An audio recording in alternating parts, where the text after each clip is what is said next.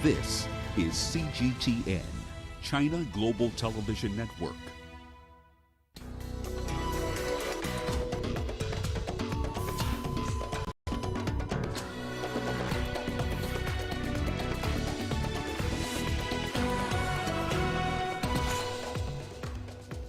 Up to 900,000 people in Tigray region said to face famine. The Africa CDC raises red flag over spike in new COVID infections. So what is driving the surge? And Rwanda-DR Congo presidents hold rare meeting in the eastern Congo town of Goma. Hello and welcome to Africa Live. As always, great to have you with us. I'm Richard Nta, live in Nairobi. And for those of you joining us from across the continent and around the globe, we thank you for joining us. Let's take a look at other stories making headlines this hour. Death toll is rising with nearly 160 still missing after a condo collapses near Miami. And in sports, drama on the last day of the World Rally Championships in Kenya. Once again, welcome to Africa Live. So good to have you with us. I'm Richard Nta. Let's turn our attention to Ethiopia now. The United States is now reporting that an estimated 900,000 people in Ethiopia's Tigray region now face famine amid a deadly conflict. Earlier, the UN reported there is a looming famine in the area. This comes even as Prime Minister Abiy Ahmed says that there are no such conditions and that international agencies are making intentional assumptions. Here is CGTN's Gurum Chala with more. The head of the U.S. Agency for International Development, Samantha Power, called what her country says is famine in Tigray as terrifying. The United States said close to 1 million people are now inevitably facing famine. The new estimate by the United States is more than double the warning issued earlier this month by the United Nations and aid groups that more than 350,000 people face famine conditions in Tigray. The U.S. authorities fear conditions may further deteriorate in the coming months as the rainy season begins in Ethiopia. The Ethiopian government, first through its foreign ministry and later Prime Minister Abiy Ahmed, said there is no famine in Tigray. He said even though his government is doing utmost to deliver humanitarian aid to its citizens, assisted by the international aid community, some parties, including the UN, choose to fabricate unfounded stories. Ethiopian officials, however, admit millions need aid in Tigray, and the job of delivering assistance for the needy must be done in no time. And they said the international community must step in better than they already are doing to support the war-torn region. Gurum Chala, CGTN, Addis Ababa, Ethiopia. Still in Ethiopia, international humanitarian organization Medicine Sans Frontières has reported the death of 3 of its workers attached to their Spanish branch. The 3 deceased employees are said to have been killed by unknown assailants in Ethiopia's Tigray region. Their bodies were discovered after MSF Spain lost contact with the team on Thursday afternoon. The victims included an emergency coordinator, an assistant coordinator, and their driver. Meanwhile, Ethiopia's Electoral Commission is expected to announce results on Sundays from the country's parliamentary and regional elections. The vote was held on the 21st of June, where millions of Ethiopians turned up to cast their ballots in the nation's 6th general election. The polls were marked by an opposition boycott and reported irregularities in some areas. However, Africa Union observers endorsed the exercise, saying that it had been conducted in a credible manner. The election had been delayed twice due to COVID-19 pandemic. Now in Somalia, federal and regional leaders have been meeting in Mogadishu to review a recently adopted electoral agreement. Somalia's Prime Minister Mohamed Hussein Roble says the leaders are analyzing the achievements that have been made since the agreement was signed last month. A panel set up by Roble is expected to present plans for the poll, including a timetable for parliamentary, senatorial, and presidential elections. Somali leaders accepted to hold elections within 60 days after months of tensions between political factions in the country.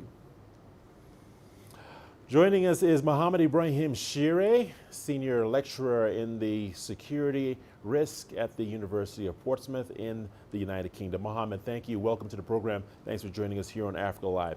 Now, in July this year, Mohammed, Africa hopes to see Somalia finally hold their elections. How significant are these elections? Well, the scheduled election is significant for various reasons. Now, Somalia was due to hold an election in February this year, but that did not happen because Somali leaders failed to agree on how to implement the 2020 September electoral agreement. Some federal member states, such as Jubaland and Puntland, had some prior preconditions attached to holding the elections. Now, these disagreements initially dragged on for quite some time. Finally, the Somali parliament intervened and extended President Farmajo's term by 2 years, which, exacerbated the situation quite significantly. And obviously that led to skirmishes between the pro-opposition forces in Somalia and Somali security forces in the capital, Mogadishu. However, cooler heads prevailed on 27th of May, where Prime Minister Ahmed Roble and some of the federal member states came together and agreed and signed an agreement that paved the way for the implementation of the 2020 electoral agreement without any conditions. And I think that's quite significant. Now, as you have said, that federal members are due to meet today, provide an update on how the implementation is going, and perhaps provide a fixed date for both the parliamentary and the presidential election that should be happening as soon as possible. Having said that, any pause in the current momentum in holding the elections as soon as possible will undoubtedly lead to some return of violence that we witnessed in April this year. So, more importantly, also the Somali government and its international partners, again, have been battling Al-Shabaab insurgency group for quite some time.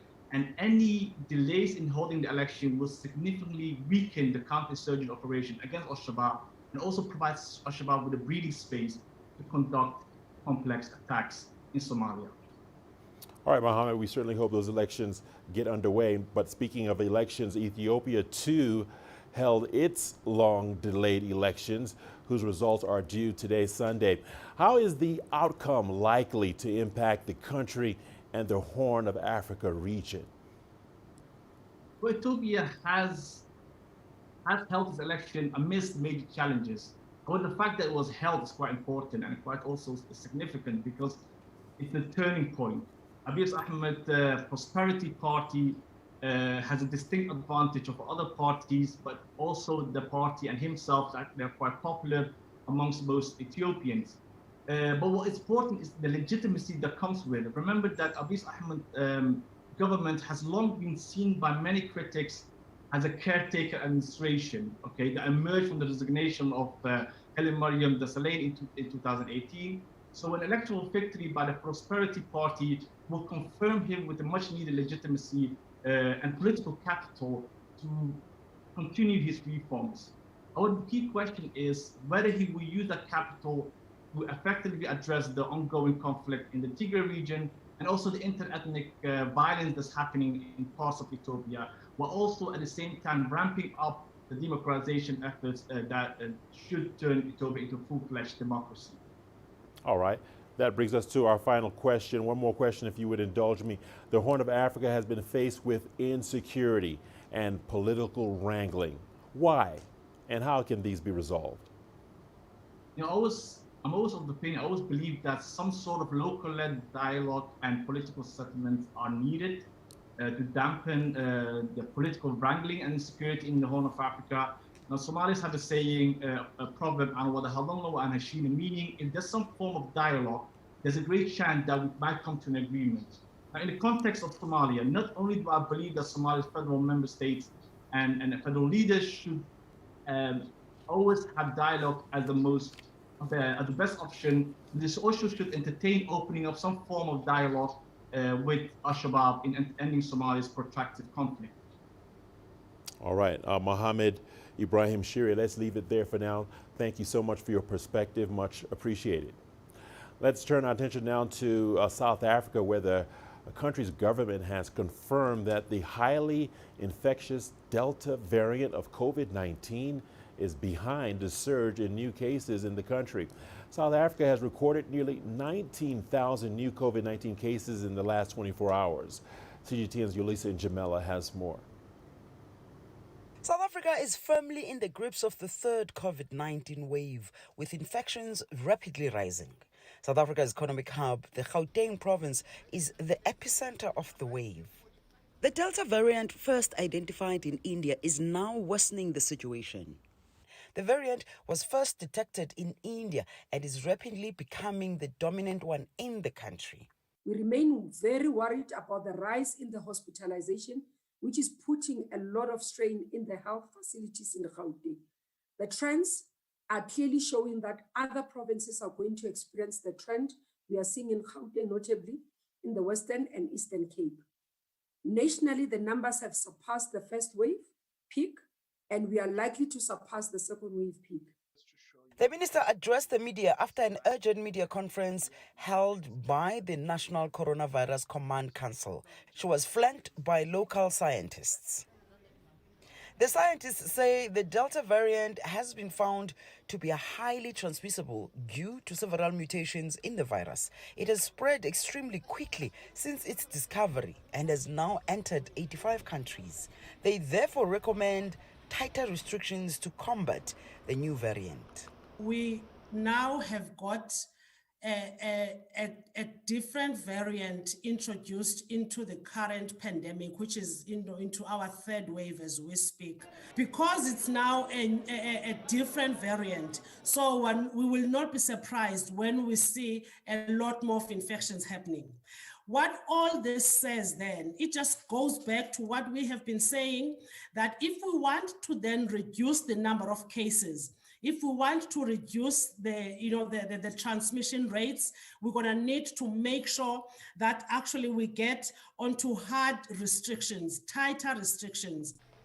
The health experts are already embarking on monitoring the effectiveness of vaccines that are available in the country, particularly in the context of emerging new variants. It looks encouraging that so far it looks as if, even in the face of the Delta variant, that most vaccines might be protective against severe disease, and we'll be able to monitor that, and we will need to do that. The National Coronavirus Command Council will meet again on Sunday to discuss possible changes to lockdown regulations. President Cyril Ramaphosa will be addressing the nation on Sunday evening. He's expected to announce new restrictions to deal with the highly transmittable Delta variant. Yulisa Njamela for CGTN in Johannesburg, South Africa. Well, the Africa CDC says apart from South Africa, the Delta variant has also been reported in countries like Uganda and the Democratic Republic of the Congo, where it's driving the current third wave. The Africa Center for Disease Control also says the continent has recorded a 39% spike in COVID-19 cases, which is more than any other region in the world in the past week. According to Dr. John Kingasong, the number of deaths has also surged by 38%. He also warned that the numbers point to a devastating third wave. Currently, South Africa leads with infections. The Southern African region is the worst affected, with 40% of recorded cases since the first case was reported last year. We are now joined by Dr. Gitahi Gethinji, Group CEO, AMREF, and also a board member of the Africa CDC. Doctor, welcome to Africa Live. Dr. Gitahi, you recently tweeted about Africa's fourth wave and its faster acceleration rate. Can you give us more details on this? Yeah, hi, thanks for having me. So we would say actually the third wave for Africa, but fourth wave for some of the countries, like, that were ahead of others. So, but generally when you look at the aggregate numbers, Africa is going through a fast accelerating the third wave. And I think if you just look at the numbers, you'll see that if you look at the second wave, it took around 1 month to move from 15,000 cases a day on a moving average to 25,000 cases a day on a moving average. Now it's taken exactly half that time, 2 weeks, to move from 15,000 moving average to 25,000 moving average. So it is much faster in acceleration, and we expect it's going to peak at a much higher point than the last wave. We peaked around 32,000 cases a day. This is going to go much higher. That's what is expected. Well, those are startling statistics indeed. Doctor, experts are saying that the peak of the third wave of COVID-19 will likely be higher than the second. Why is that? It is so because, if you look at the previous two waves across the continent, the first one was much lower, the second one was higher. This third one is moving much faster, and I don't think we expect anything less. We expect that because there has been no vaccination intervention that is of any, any scale. We expect therefore that the virus is freely spreading from person to person. It's going to be higher. Secondly, we expect that new variants are playing a role in the accelerated transmission, and that may as well be the Delta variant. There's not a very robust genomic sequencing, but we know for those countries that have genomic sequencing data, the Delta variant is present and driving the start. Oh, well, Doctor, thank you for mentioning the variants.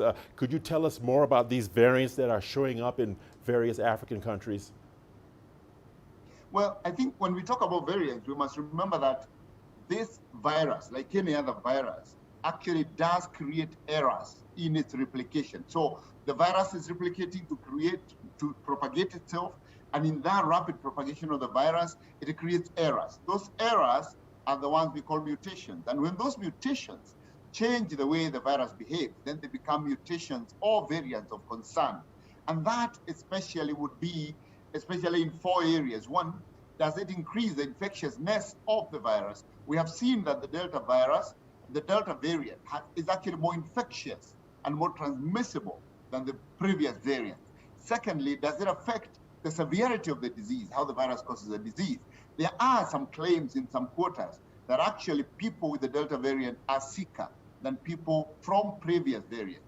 The third thing is whether it actually does escape vaccination. And there is data that shows that it reduces the efficacy of the existing vaccines, not significantly, but warriors for any future mutations or future changes. So the vaccines we have now are working, but we are seeing that there could be some slightly less efficacy. And finally, how it's diagnosed. And there are reports, also scientific reports, that claim that this new Delta variant may also escape the typical gold standard test, which is what we call the PCR test. And therefore, do we need to develop new tests for it? That's actually out there in the laboratory now, and scientists are looking around it. But for now, we still continue with the tests we've been using. All right, significant statements that you've made there, Doctor. Now, even with all the warnings, some countries in Africa don't seem to be very keen in enforcing preventative measures. What is the likely cost of this laxity? Or can we just say that Africa is unlikely to be impacted the way other regions have, Doctor? Starting with your last statement, it is clear that Africa is not going to escape like we have, many people said earlier Africa is going to escape, obviously because Africa did not accelerate as fast as the rest of the regions of the world. But we must remember that there are several factors that resulted to Africa being a late comer, so to say, in the surge and in the increase of infections and deaths. And this has to do with this mobility. A lot of African people don't move a lot. And if you think of the continent of Africa, movement from one corner of Tunis to the other corner of Cape Town doesn't happen. It's rare that happens because there's no connecting railways. So people move within their countries, and even within those countries, the mobility index or the movement index is very low. So it takes long for the virus to spread and find a hook. And that's why Africa is coming later than other regions. So it's no escape. It is that Africa is facing catastrophe, just like other regions. But we are lucky that we can actually avoid that catastrophe by vaccinating people, because the other regions do not have vaccines to use, but Africa can access vaccines. If we can resolve the vaccine access, then we may avoid the catastrophe. But there is no escape for Africa. And the problem that we are having with that we are raising of countries not taking the measures necessary, it is a mix of things. Some countries, it's a political decision. We saw what happened in Tanzania, completely unfortunate. But now we've seen the government turn around and say, please take care of yourself. But even within countries, government have measures and policies. But that, for the people to see, who are having to make a daily livelihood by going to the construction site, they have to continue working to eat. So this is actually the complexity. So governments have to also now increase the capacity of the health system, because they know that the measures are not going to have 100% compliance because of the state of the economy. All right, Doctor, finally, you briefly mentioned vaccines. As much as Africa is demanding vaccines, many countries are yet to use the stockpile initially provided. What's your take on that? My take is that there is no one size fits all. And we know that there are many countries in Africa that have vaccinated up to 100% of, or used 100% of the vaccines they received. There are countries that are at a 50% mark and below, and those should be the concern. But overall, we know there are countries that are rapidly taking vaccination, and their biggest constraint is availability. So number one is that we shouldn't look at Africa as a continent that's not absorbing vaccines. We should look at country by country. Secondly is, those countries that are not absorbing vaccines, why are they not absorbing vaccines? It's a mix of many things. For some, it's summarized as hesitancy, but that's actually not the key problem. The key problem is logistical capacity. Many countries like DR Congo, they are vast geography without a proper system of distribution of vaccines. That's number one. Number two is that people are being required to leave their homes to go for the vaccine. Previous vaccine rollouts have actually depended on campaigns like polio campaigns, polio vaccine campaigns, where health workers, community health workers go out to the people. But now we're expecting people to drop what they're doing, to come for a vaccine they're not aware of. There's no right communication. Governments are not spending a lot of money actually going on radio and going on the ground with health workers, religious leaders. So it is a logistical issue. So this hesitancy is also not absolute. It's not a no. It is that, can I hear more? So there needs to be engagement, and we need to look at Africa as a continent that is ready, willing to vaccinate its people to avoid the catastrophe of COVID-19. We need to split it to countries that are accelerating and then resolve the issues for those that are having challenges of rollout. But most importantly, where are the vaccines? Africa needs the vaccine. All right, Dr. Gitahi Gethinji, we appreciate your insights and perspective. Much appreciated. Let's leave the conversation there for now. Time now for a short break. Don't go away. You're watching Africa Live. Here's what's ahead. Death toll is rising, with nearly 160 still missing after a condo collapse near Miami. And Rwanda-DR Congo presidents hold rare meeting in the eastern Congo town of Goma.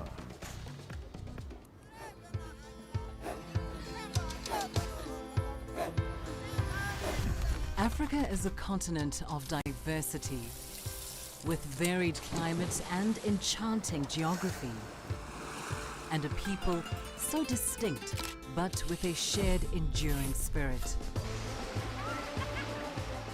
We are at the heart of the continent to bring you the untold stories. Let's have a look.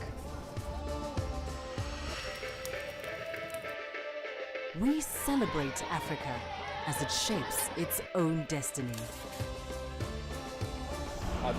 Tunis, Cairo, Juba, Ethiopia, Tanzania. Africa Live. Find your voice.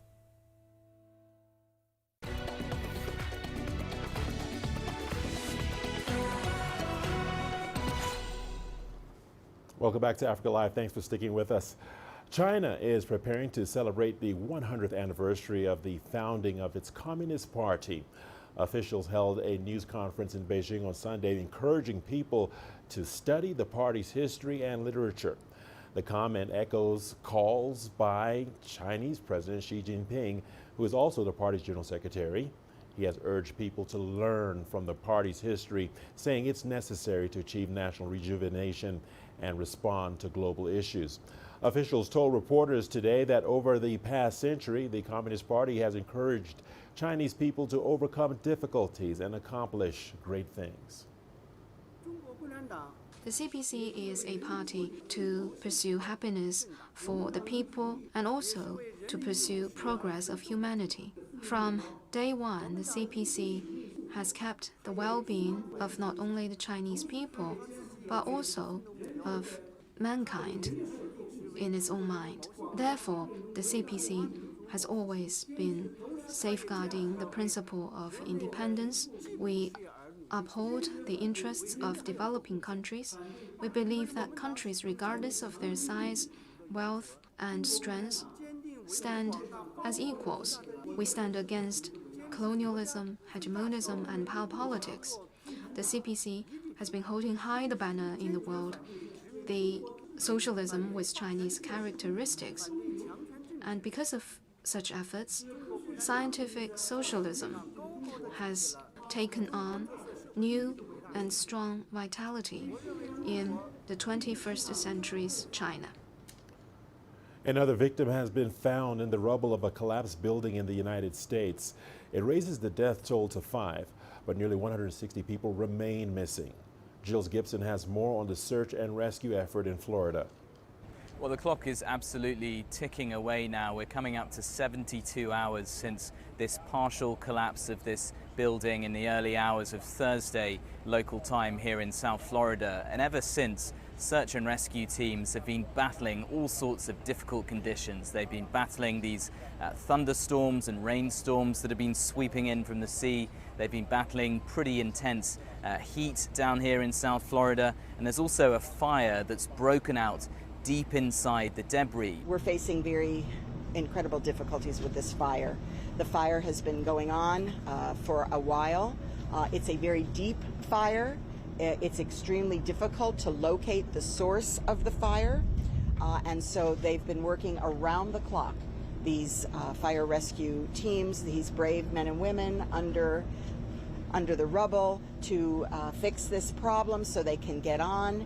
They are now saying that that fire has been brought under a little bit more control, that it's not sort of affecting their search and rescue efforts as much as it was earlier in the day. But there's been absolutely no relief for the relatives of the missing people from this collapsed building. And on the third day of the search, we've had news that one body and separately some human remains have been discovered inside the debris, and the authorities have also brought that number of unaccounted people, the number of missing people, down to 156 ever so slightly.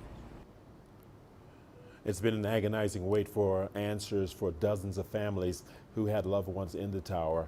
CGTN's correspondent Nta Perez spoke to a relative of a missing elderly couple. I will miss my aunt because she was the matriarch of the family. She was just the most amazing human being. She was my mother, half mother. When I came to the United States, she took care of us. You know, she worked extra jobs just to take care of us. But she was a curator, she was a pianist, she was an artist, she was a painter. Everything she did was like she did it with excellence. How old are they? My uncle was 81, and I'd like to hope that he's still alive, 81 years old. My aunt is 69. 69 years old. How do you feel it's been 3 days? Better today than the past 2 days. Why? Yesterday it was just so surreal. You know, all this energy of this acceptance and denial, acceptance and loss. But I know that in my heart, they're most probably in heaven now. With like the Catholic believe that they're in heaven. To the Great Lakes region now, where Democratic Republic of Congo President Felix Tshisekedi and his Rwandan counterpart Paul Kagame have held talks in the eastern city of Goma. The Saturday meeting also saw the two heads of state sign off a number of cooperation agreements. They also toured Gisenyi and Rubavu towns, which were recently devastated by the eruption of Mount Nyogorongo. Rwanda and the Democratic Republic of Congo have had ties dominated by mistrust, which has contributed to the ongoing instability in the eastern DRC. During their talks, the two leaders agreed to set aside their differences and focus on cooperation and unity. Once there is good politics, everything will happen. Politics of caring for each other, of trusting each other. And where there are wrong things, then we get together and address them and say, no, this is not good for anyone. It's not good for me, it's not good for you. We can't keep this mistrust going on. You know, because it feeds this insecurity, it feeds all kinds of bad things, and we cannot succeed even in these social economic efforts we are trying to put in place to address our problems. Since my coming to power as the President of the Republic of Congo, we have gotten along very well. Our security services collaborate, but there are also ties in military, civilians, and in politics.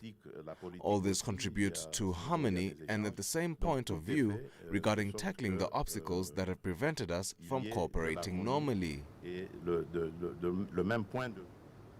The president of the Democratic Republic of Congo has praised the East African community for sending its verification mission to assess his country's eligibility to join the regional bloc. President Felix Tshisekedi made the remarks in the eastern DRC city of Goma, where he launched the verification mission. CGTN's Chris Ochamringa has more. The East African Community's verification mission will spend 8 days in the DRC to assess the suitability of the DRC for admission into the six-nation regional bloc. The mission is led by the community's Secretary General, Dr. Peter Mathuki. Its main task is to find out whether the DRC follows the practices of democracy, good governance, and the rule of law. The DRC has been plagued by conflict for more than 2 decades, and that has resulted in weak governance across its vast territory. The East African Community delegates met with the DRC president, who hailed them for promoting regional integration. The DRC has been doing a lot of trade with neighboring countries like Rwanda, Kenya, Tanzania, and Uganda. Its entry into the regional bloc will further strengthen those ties. The community's heads of state will have the final say on admitting the DRC into the community after going through the report of the verification mission. If approved, the DRC will become the 7th member of the bloc. Chris Ochamringa, CGTN, Kinshasa, Democratic Republic of Congo. Ethiopian Prime Minister Abiy Ahmed has officially inaugurated the Africa Leadership Excellence Academy. The academy, funded by the Chinese government, costs more than $50 million. Here is CGTN's Garum Chala with more. This Academy for Leadership and Excellence is built over 55 acres. The complex intends to produce quality leaders and conduct research. At the inauguration event, Prime Minister Abiy Ahmed said Ethiopia will use this facility to achieve better growth and prosperity. This academy will step by step solve the lack of knowledge and wisdom most of us have, and it will help us play a supportive role to assure Ethiopia's prosperity. I encourage university teachers as well as university presidents, ministers, regional leaders, and mega company CEOs to choose it for short-term courses. We should know the knowledge we get here is different from the one we received from normal universities. I call upon all of you to use the knowledge we get to speed up the prosperity of our nation. The academy has state-of-the-art classrooms, 5-star hotel standard dormitories, auditoriums, dining areas, as well as research and laboratory facilities. It is the government of China that has provided most of the funding for this more than $50 million project. Chinese ambassador to Ethiopia, Zhao Zhiyuan, said this project is yet another demonstration of China's unwavering support to Ethiopia. It is another major achievement of China-Ethiopia and China-Africa cooperation, and another vivid manifestation of the comprehensive strategic cooperative partnership between the two countries. It highlights the profound friendship between China and Africa. Ethiopia now also wants this facility to serve a regional and continental purpose. For others, the main criteria for our well-being is not our peace, not our prosperity, not our democracy. It's our obedience to them. And the main fueling factor for this is our ignorance of lack of knowledge on this continent. This academy, therefore, will solve this problem for us, our neighbors, and the entire continent. I believe this will soon be delivered. Experts tell you centers of excellence like this one can and will capacitate promising young Ethiopian and African success and leadership by providing training and consultancy in the years to come. It's hoped Ethiopia's newest leadership academy is expected to enroll those from the region and the rest of Africa. CGTN, Addis Ababa, Ethiopia. Retail confidence in South Africa soared to a 6-year high in the second quarter, with spending rebounding substantially from the same period last year. While this is a sign of a recovery in Africa's most developed economy, it's also a reflection of how severe the lockdowns in 2020 were. CGTN Sumitra Naidu reports. The Bureau of Economic Research's Retail Trade Survey provides an overview of the retailers, wholesale and motor trade sectors. All areas rebounded strongly in the second quarter of this year, albeit coming off a low base. As people started becoming more confident, as the level of infections post the second wave started going down and started, coming back to normality, I think the level of confidence in the retail environment started improving quite substantially. Motor trade jumped 28 points to 63 between April and June as sales surged. Confidence in the motor industry is at a 13-year high. Wholesale gained marginally on the back of improved trade and sales volumes, while retailer confidence hit a 6-year high. We've been very happy with the way that we've restructured our business, and we really started to see some good deal flow. Notwithstanding the challenges that we all face as people running businesses, we've really tried to make sure that we're focusing on our existing customers, making sure our customer experience is good and remains good. There are worries, though, that the strong rebound will be short-lived.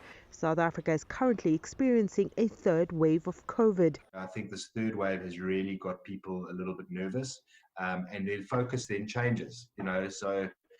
Whilst customers are spending more time at home and really want to upgrade their environments, people are really concerned around COVID, and naturally so. We now have the situation where the third wave is taking hold, and you can see, and I can tell you now from personal experience, since the middle of last week, there has been a major slowdown once again in consumer confidence, leading to people just not going out and buying things. You're probably going to see that factor play out in the marketplace. The delays and slow rollout of vaccinations is also hampering consumer confidence at this stage, but experts believe this will improve as the country moves towards herd immunity. Sumitra Naidu, CGTN, Johannesburg, South Africa. Nigeria joined the rest of the world in marking the International Day Against Drug Abuse on Saturday, as it seeks to strengthen action and cooperation to achieve the goal of a drug-free society. Our correspondent Tessa McKenday reports on how people are battling to overcome drug abuse and addiction in the country. Matthew Nyap is a fashion designer who struggled with drug abuse for many years. He was only 15 years old when he got involved in substance misuse, resulting in drug dependence. Matthew is happy he overcame his problems after undergoing rehabilitation with a non-governmental organization. But he says he regrets losing a blossoming music career he had. I lost my career. I lost the music at line, music that I was using drugs for. I lost the career over there. Then I lost my integrity. I think without those things, I was having a youth foundation. Then I lost everything. All my businesses. I could have been great. While Matthew managed to put drugs behind him, many in the country are still battling drug abuse. The United Nations says over 14% of Nigerians aged between 15 and 64 abuse drugs. An NGO offering help to people battling drug abuse in Nigeria says there are many different causes. Chaotic home environment, where people have dysfunctional family systems. This can really serve as a strong predisposition. You also have people using to cope with life's challenges. So a lot of people are on the low income, earn very little, and to cope with the stresses of life, and also even enhance their ability to work to meet make ends meet. They get to use certain substances. Other people just use as a result of curiosity and experimentally. But the experts say overcoming drug abuse is possible if victims seek help. I stand testament to the fact that it's possible. I do what I do from a very personal perspective because I have been a drug user, actively abusing drugs for about 13 years of my life. I have been sober for 7 years. So yes, I want to give hope to that person out there and say it is possible to get help, you know, if you need help. But first of all, we are seekers our secrets. We have to find a safe space, you know, where you can talk about everything. The Institute for Security Studies says the number of drug users in Africa is expected to increase by nearly 150% by 2050. It's a worrying projection for a country like Nigeria with Africa's largest population. But the government says it is working towards a drug abuse-free nation. In the past 3 months alone, the National Drug Law Enforcement Agency, NDLEA, says it has arrested about 2,000 drug traffickers in the country and seized over 2 million kilograms of assorted illicit drugs within the period. With such actions and support for drug abusers, campaigners hope there will be more success stories like Matthew's. Tessim Akende, CGTN Jos, Nigeria. The news continues on Africa Live. We'll see you on the other side of the break with more news stories. Here's what's ahead. Egyptian officials are in the UK and France to receive smuggled ancient Egyptian artifacts. Join us in global business and see Africa through our eyes. The greatest journeys, the greatest sights, the greatest adventures. Here in Qanater, this weir allows the locals to walk on water. We're far more than just TV news. We're your passport to the wonders of Africa. To bring you stories of struggle, survival and hope.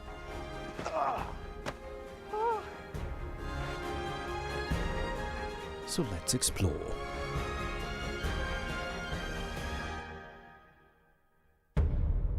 CGTN. See the difference.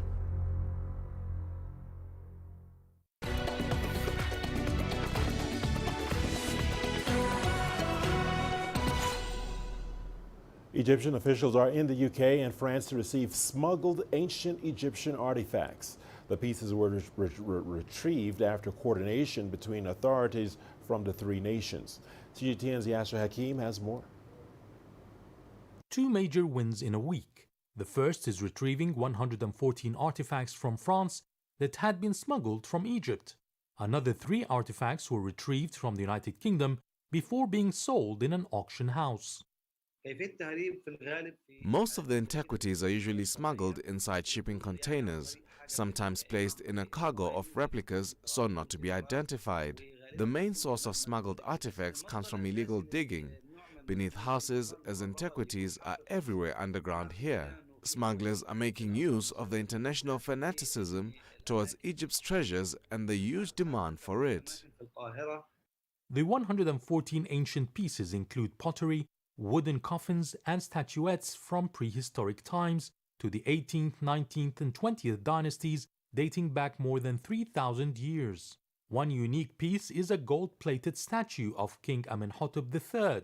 Meanwhile, the British Museum has helped prevent the sale of an alabaster statue from the Greco-Roman times and 2 wooden coffins from the late dynastic period.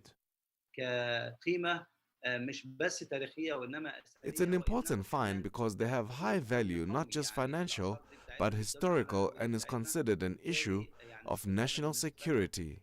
It represents our history and identity. A committee for retrieving artifacts was established in 2002. It monitors auctions and museums worldwide to ensure there are no smuggled pieces on display and takes measures to restore it. The number of smuggled artifacts abroad is unknown, but efforts are ongoing with foreign authorities to bring home as many as possible. Yes, Hakim for CGTN, Cairo. To South Africa, which has welcomed some rare visitors to its shores, ones that have the ability to spend 90% of their lives hanging upside down. 3 two-toed sloths have just taken up residence at a wildlife ranch in the Western Cape. They will assist conservation staff in educating the public about the unique species. CGTN's Travis Andrews has more with this report. It's been a mammoth journey that included an ocean crossing, but these sloths are now finally settling in. They are the newest addition to the Kango Wildlife Ranch in South Africa's Oudtshoorn, a facility that has been caring for animals for over 35 years. This Linnaeus' two-toed species is a rare new addition to the wildlife facility's unique list of animals. You'll find them in Brazil, Colombia, French Guiana, basically in your montane rainforests and your lowland rainforests. And yeah, they took the journey across the ocean to come get to us. So they spent a month in quarantine at Laurie Park, which is one of 2 quarantine facilities here in South Africa for animals. And then they moved across to over here, and we welcome them with open arms. They've been cruising around here, pretty happy ever since. The sloths spend more than 20 hours hanging upside down and have 2 curved claws at the end of each limb. That allows them to slowly navigate the network of trees and ropes within their enclosure. For visitors and staff, just seeing them is a rare opportunity because so few exist in the country. In the country, there's about 5. So we've got the three of those 5 over here. So we house the largest population in South Africa. Yeah, it is quite rare, obviously, to see them because there's 5. So you're only going to see them at 3 facilities in the country. Transporting the sloths from one country to another during a pandemic did pose some challenges. Quite a few challenges regarding COVID regulations and getting the animals in here, but we are very high standards with our COVID protocols, and we do take it very seriously. So we went all the right ways, and we have also friends in the industry that assisted us very well to get the animals here. For now, though, these lot are spending most of the day eating, sleeping and exploring their new surroundings at the leisurely pace they are known for. Now that the sloths have settled in, the Wildlife Ranch is keen to focus its energy on the completion of its Amazonia rainforest exhibit, which was postponed due to the pandemic. Now that is a space in which the animals are expected to be at home and possibly even thrive. Travis Andrews, CGTN, Oudtshoorn, South Africa. Don't go away, we've got your sports segment coming up next. Here's a peek at the headline. Drama on the last day of the World Rally Championship in Kenya.